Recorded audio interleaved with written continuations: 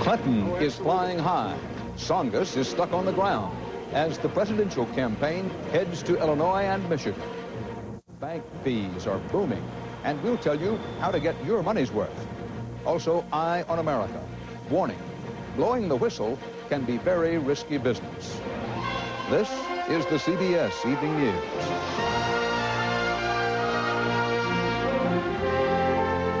Good evening. Dan Rather reporting. The presidential campaign is now centered in the industrial Midwest with Bill Clinton, the clear Democratic frontrunner. After his Super Tuesday sweep of the South, Clinton now has 1/3 of the delegates needed to win the Democratic nomination, far more than Paul Tsongas and Jerry Brown. But as correspondent Richard Threlkeld reports, that doesn't necessarily mean Clinton's problems are over.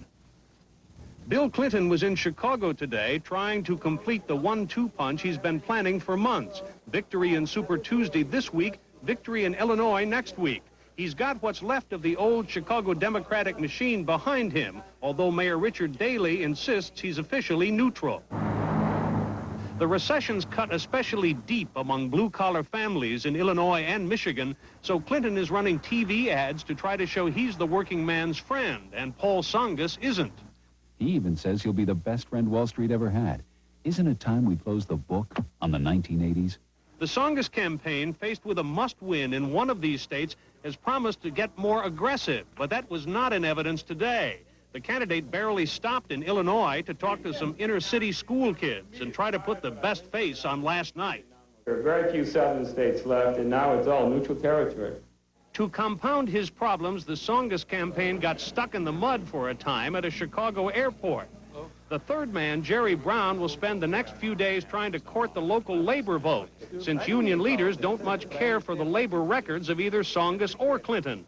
Unless he wins one next week, Paul Tsongas is going to have to start worrying again about money.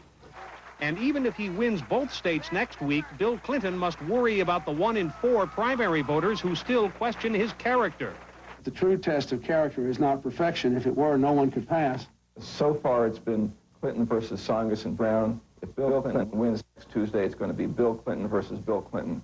Meantime, there's an effort by some Democratic leaders in Michigan to get out a vote for uncommitted in that primary. Not quite what you'd call a Bill Clinton bandwagon yet.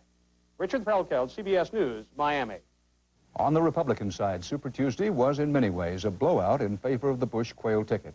The president now has an overwhelming lead in delegates needed for renomination. But as Susan Spencer reports, Mr. Bush still hasn't been able to put a stake through the heart of Pat Buchanan's "We Can't Afford Bush" campaign. Apparently betting that his big Super Tuesday wins would cut down on touchy Buchanan questions, Mr. Bush at long last appeared in the White House press room today. Is it time for Buchanan to get out? Anybody that runs for office would rather have no opposition. I mean, you don't have to be a TRW rocket scientist to gather that one in. But Buchanan clearly hasn't gathered yet. In the Buchanan lexicon, there is no word named quit. Meanwhile, former President Nixon continued blasting all the candidates for not discussing foreign issues, especially Russia's financial needs, for fear it wouldn't be politically popular. He has called the U.S. response to Russian aid requests pathetically inadequate. But it's time that we understand that if Russia fails, the economic impact on this country would be enormous, because the peace dividend then goes right down the tube.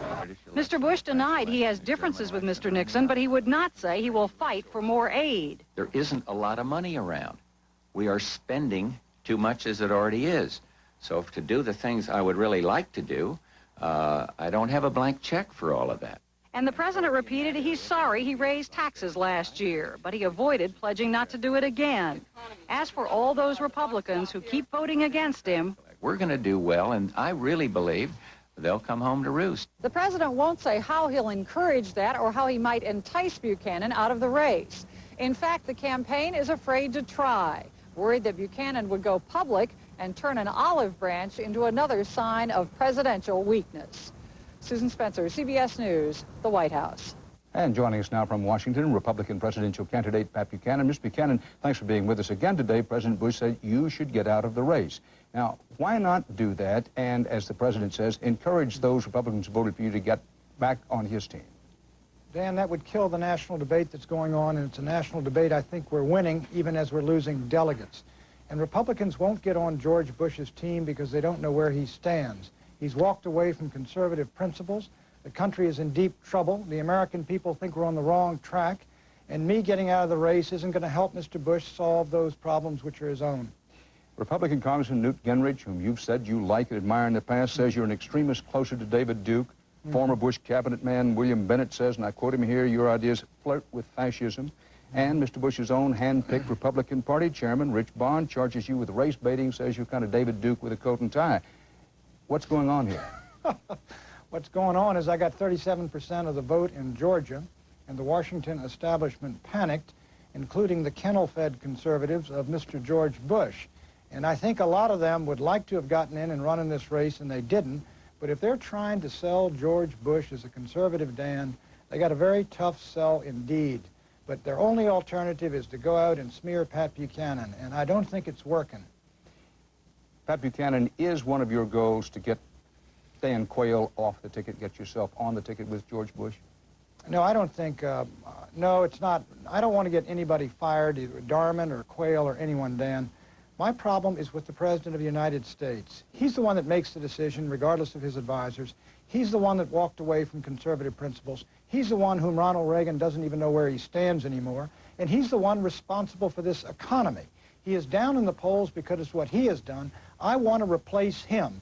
And if we can't replace him, I want to try to pull the party and the country back in the direction I believed it should go my entire life. And it was going in the mid-'80s. And if George Bush loses in November, you're going to get the blame. Dan, you know, you got to take that risk when you consider running. And I considered it, and I considered sitting on my hands and sitting on talk shows and saying nice things about a man who was walking away from us, even though I had supported him in 1988.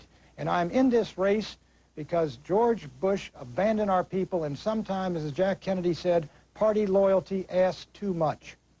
Pat Buchanan, live in Washington, thanks for being with us.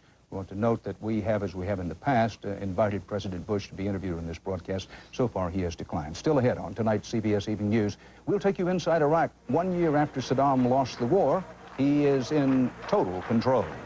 And the money crunch tonight, choosing a bank. Some money-saving tips for you.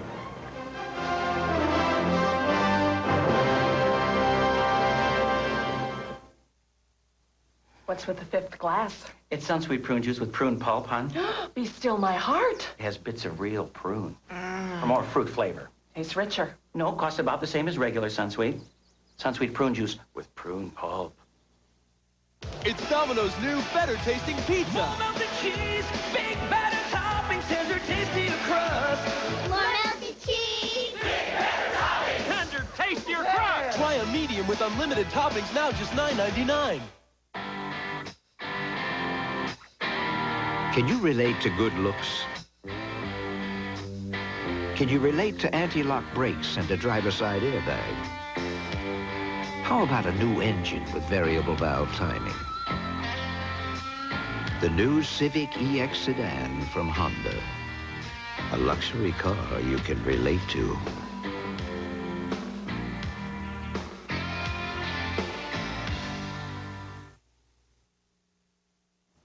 The United States accused Saddam Hussein today of playing hide-and-seek with his weapons of mass destruction.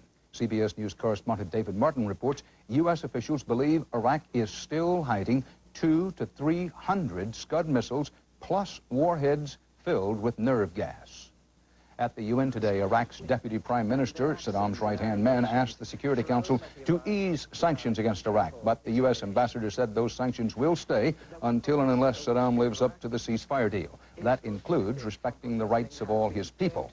From inside Iraq, CBS News correspondent Alan Pizzi reports there is no sign of Saddam weakening or complying. The tumbleweed is 20th century, and so is the destruction. But the people of Karbala are back in the Middle Ages, pounded there by Saddam's forces for having dared to try to resist him. Almost a year after Iraq's Shiite Muslims obeyed the West's call to rebel, the debris is still being cleared. They are watched over by the Republican Guard troops Saddam held back from the Gulf War for just this purpose. The military is Saddam's protection now. He buys their loyalty. Buck privates in the Guard earn twice as much as a university professor. Fear is also crucial to Saddam's shield. Security men with military radios are on the corners in every neighborhood. The absolute fear that marks Saddam's rule went with the war, a diplomat here said, but the control is as tight as ever. Saddam is still surrounded by loyalists, men who have as much to lose as he does if rebellion succeeded. He constantly shuffles ministers to keep them off guard, to ensure no one can establish a separate political power base. Anyone who got close enough to put a bullet in Saddam's head would have to be sure of success. Failure would bring retribution for generations to come.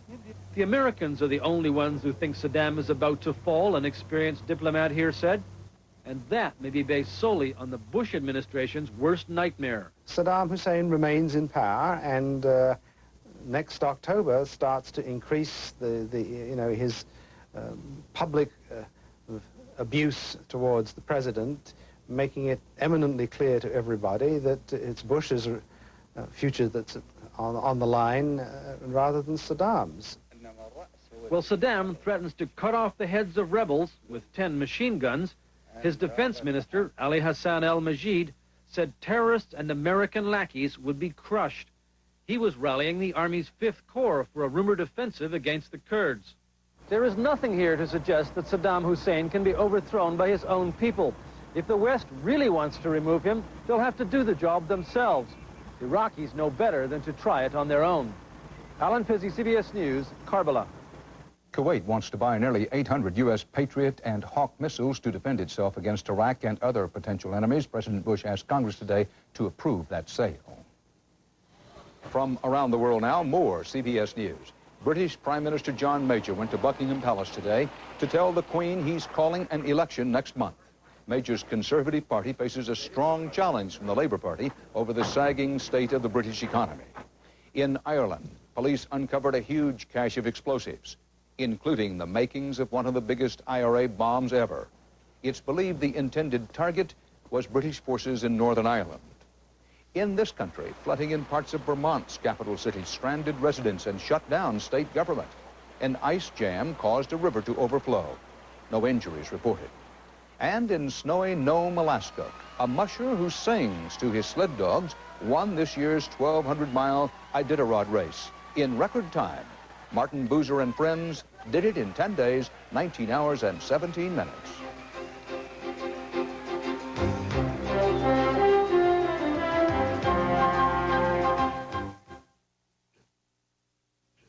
You know, I can still remember the very first candy given to me by my grandfather.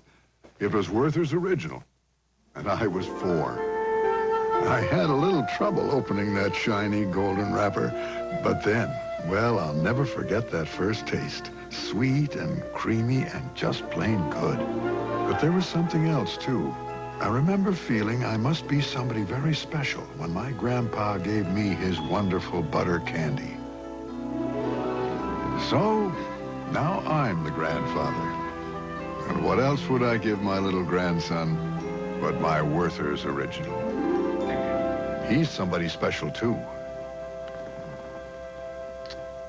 Like to try Total? Officially, I'm a Nutri-Grain man. Hope you're hungry. Takes 4 bowls of Nutri-Grain to get the nutrition in 1 bowl of Total. 4 bowls? 1 bowl of Total has 100% of 12 vitamins and minerals. The call goes to Total. Here's the problem. You need to remodel your house, but you don't know if you'll ever get to do it. Because in between need and get is a gap called not enough money. Well, it's easy to bridge that gap between need and get. Just go to First Interstate Bank, because First Interstate offers home improvement loans, car loans, and secured lines of credit at our lowest rates in years. So to go from need to get, just go to First Interstate Bank, and we'll help you get what you need. To save them or to slaughter them, the battle is on. Drop the gun! Survival of the wildest, 48 hours tonight. America's commercial banks saw a big improvement in their profits in the final quarter of last year. A report from the FDIC today says the banks earned 4 times as much as they did a year earlier. Now, you probably wouldn't mind sharing in the good fortune.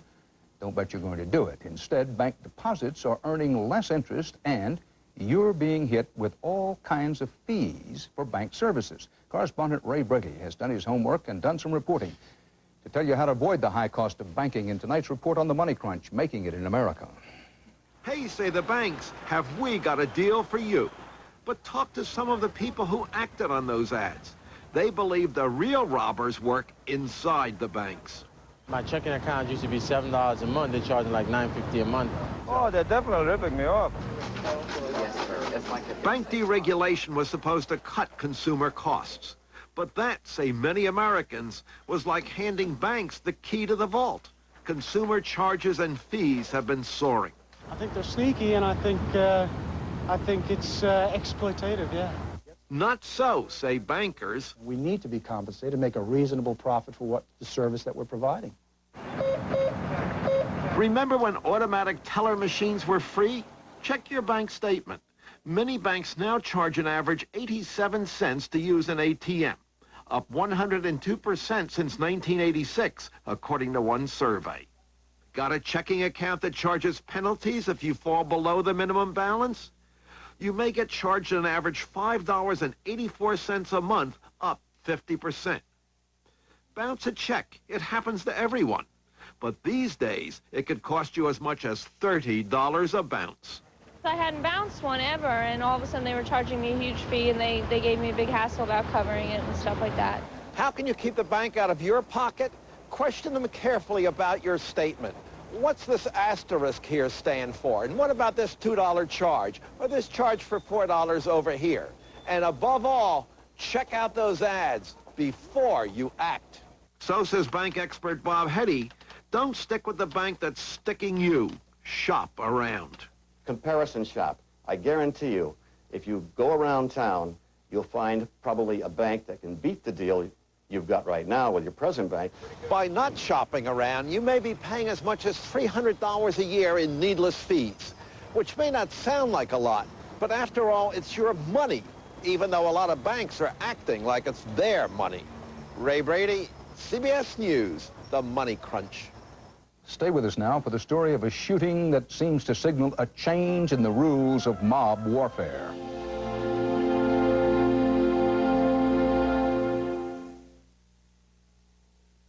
People loved the old type of granola because it was loaded with great taste. They didn't know it was also loaded with fat. Introducing a new type of granola. New Kellogg's low-fat granola for the new granola type. All the delicious whole grains, almonds, and raisins you love, but only half the fat of leading granolas. So if you like the great taste of granola, but don't want all the fat, try new Kellogg's low-fat granola. Great taste, half the fat. Fingerman on location for the one and only Ziploc. Ooh, freezer burn. That's a chilling thought. To protect your food, there is nothing like Ziploc brand freezer bags. Ziploc has a gripper zipper, the only bag with tough, tiny teeth. You can feel it gripping, so you know freshness is locked in, freezer burn's locked out. That's a good feeling you only get from Ziploc. I gotta get some gloves. For fresh food, there's only one Ziploc. What do you smell? I can't smell anything. My nose is clogged, man. For fast relief, try Dristan 12-hour nasal spray. Now smell. It's an orange. Dristan nasal spray just works incredibly fast. Dristan, the face of relief today. The formula was developed by a surgeon, now from the makers of doctor-recommended Preparation H, new, soothing, alcohol-free Preparation H cleansing tissues. They clean and refresh after hemorrhoid attacks. New cleansing tissues from the makers of doctor-recommended Preparation H. I'm Harry Smith. And I'm Paula Zahn. Your real estate agent says it just needs a little fixing up. You ask yourself, is it worth it? Find out tomorrow on CBS This Morning. It's breakfast for your head. In New York City, jurors have been listening to tales of mob violence and revenge in the trial of reputed Godfather John Gotti. Now, in the streets outside, the violence of trying to intimidate a jury and witnesses has suddenly spread and drawn innocent blood. Jacqueline Adams reports on the shots heard round the underworld. Even by mob standards, it was shocking. Two men wearing ski masks pumped 3 bullets into a civilian, a woman, a mother, wounding but not killing her. The idea of attacking a woman, attacking a relative, attacking someone outside of the mafia It would have been considered in the old days an infamia, a infamous act. Patricia Capozzola's apparent crime? Her brother, Pete Chiodo, is a former mob enforcer turned informer. Like Sammy the Bull Gravano, who's been testifying for more than a week, Chiodo is a possible government witness in the murder and racketeering trial of mob boss John Gotti. For myself, or for a guy like Sammy, or for a guy like Pete, you know, we expect that. You know, we live by the gun, we die by the gun. Mob informant Henry Hill gained worldwide fame after his life story became the movie Goodfellas. The shooting of a blood relative like Mrs. Capozzola, he says, sends a strong and powerful message. The message was, keep your mouth shut, because no one is safe any longer. In the short term, prosecutors fear that message may be heard, that it may become more difficult to get inside information. People who maybe wanted to become informants or in the future would want to become informants are going to think twice about it because of their family. But in the long term, experts believe the attempt against Mrs. Capozzolo shows just how wounded the mafia now is. The mafia is doomed. I mean, it is acting like an organization that is in panic, that recognizes that it's doomed. Step right up. Read the story behind the headlines. Outside the Brooklyn courthouse where the Gotti trial continued, the extra attention was just what the hawkers of a new biography wanted. Clearly, the public is still fascinated by the mob. But tonight, its latest apparent victim remains hospitalized under 24-hour police guard. Jacqueline Adams, CBS News, Brooklyn. Coming up next, Eye on America. Tonight, fallout for a nuclear whistleblower.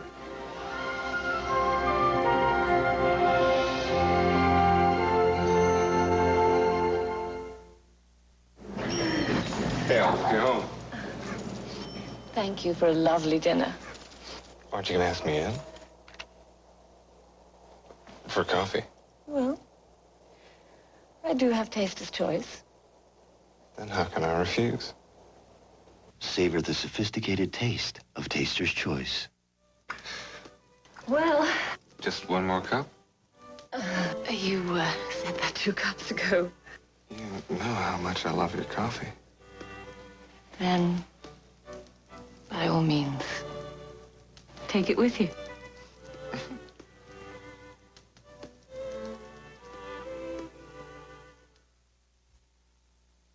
Doctor. Is it right for me? Habitrol. It's a patch. You know, the patch. Habitrol. Habitrol. You know, Habitrol. It's a patch. It's new. Habitrol. Ask your doctor about Habitrol, nicotine transdermal system. Thanks, doctor. This is a day I will never forget. Think about your daydreams and what you would do if you won 10 million out of the blue. Oh my God! Miracles can happen for you. Publishers Clearinghouse, the house where dreams come true. When the doctor told me to come in right away, I was scared. Really scared. But this burning pain was real. Boy, I gotta tell you, was I relieved when my doctor said Mylanta. He said it was heartburn. Heartburn that needed strong medicine. Mylanta is strong medicine, strongly recommended for heartburn.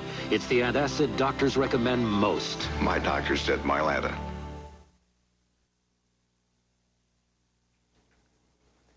Ever see something at work that wasn't quite right, maybe even very wrong? Maybe you thought about saying something, blowing the whistle. This is a story about someone who did blow the whistle and what happened to him. Tonight's Eye on America, reported by Aaron Hayes.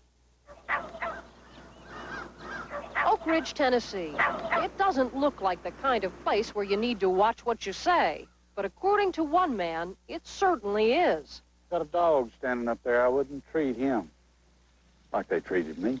He is Bud Varnador, and they are the management of the Oak Ridge National Laboratory, America's premier nuclear weapons research site, with a 50-year tradition of keeping very big and sometimes dirty secrets.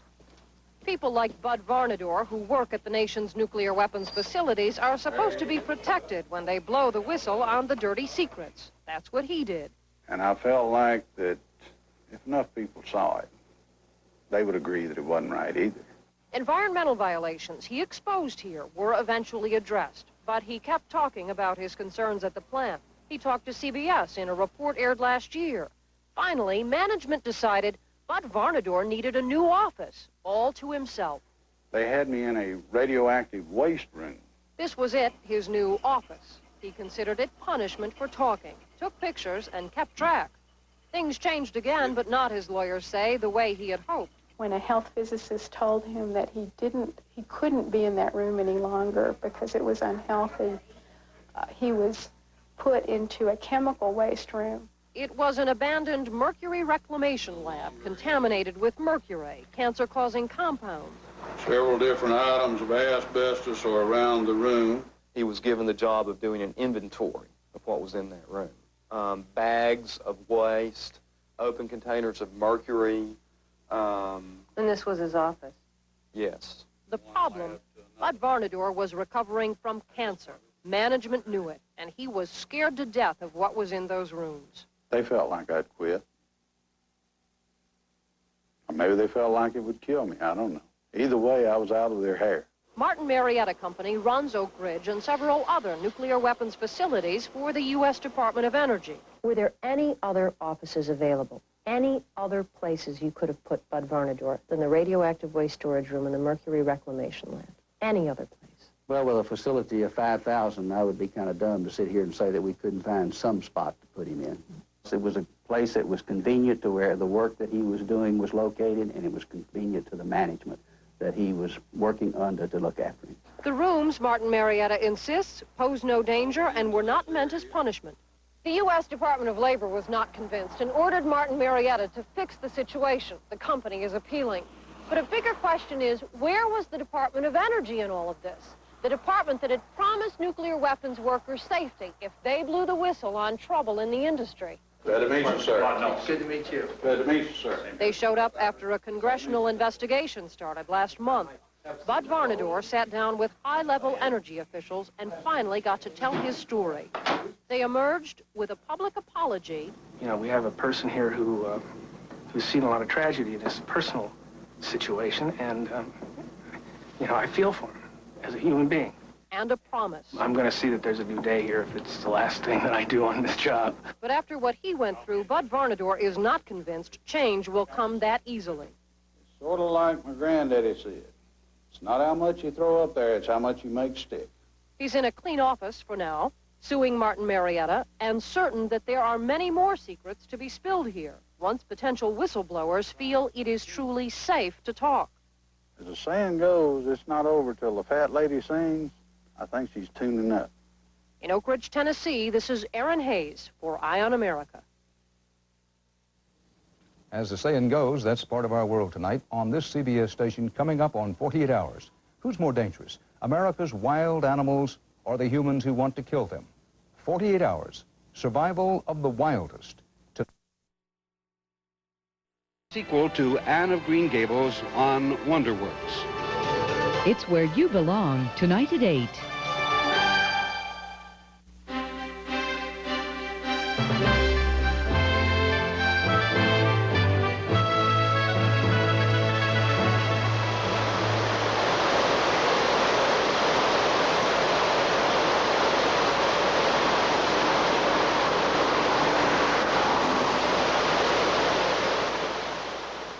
Funding for local broadcast of the McNeil-Lehrer News Hour has been provided by Davis Wright Tremaine, a law firm serving businesses and individuals from offices in Oregon, Washington, California, Idaho, Alaska, and Washington, D.C.